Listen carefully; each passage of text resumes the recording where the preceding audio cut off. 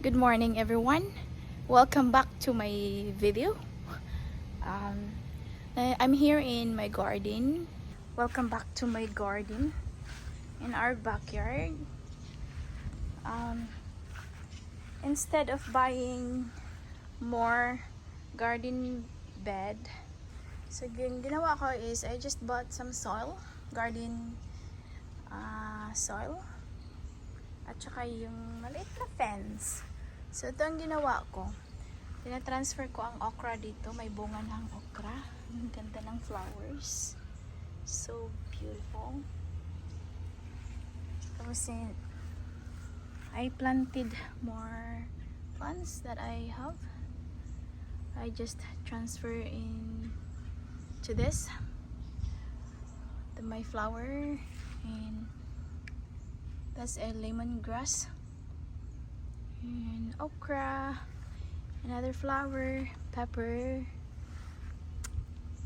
bell pepper yan, at saka okra, tapos basil. So nilagay ko lahat ito, at saka may ano ako dito, bok choy, maliit pa sila.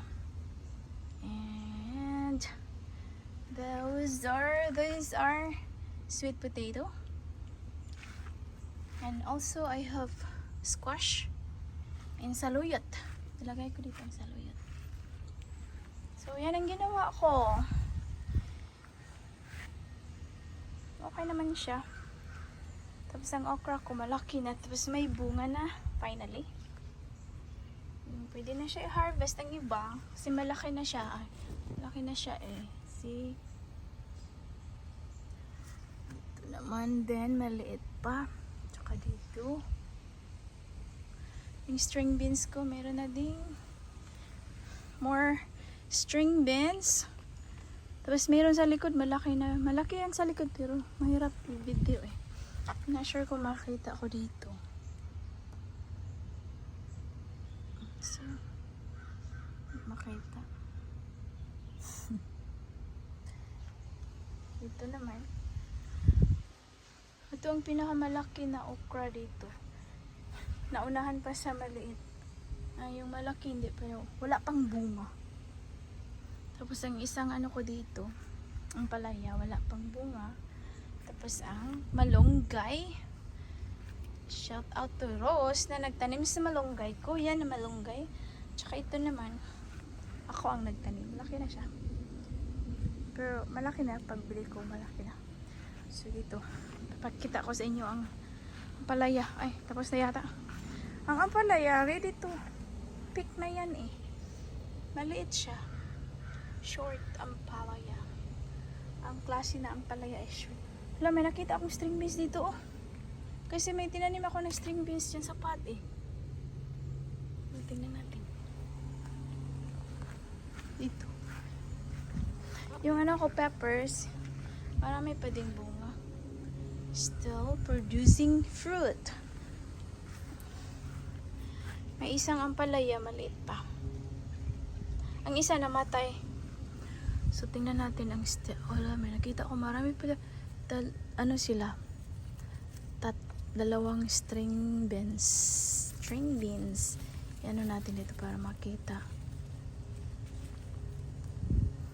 Para hindi mahirap i-harvest dito na side. Yan, dalawa. Dalawang string beans.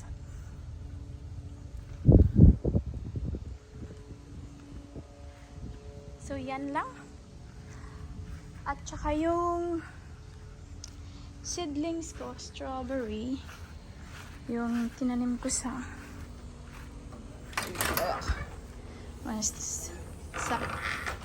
seeds. From the seeds. May nakita akong dalawa. At saka ito is lemon. Yan lang muna ang tumubo. I mean, yan lang. Ito pa ang tumutubo.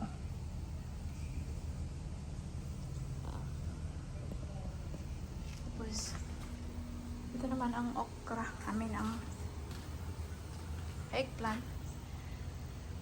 Kailangan ko pa ito linisin ang patio. Yun sa pang loob to eh. Kailangan to i-transfer. Kailangan ko i-transfer sa loob ng ibang mga plants.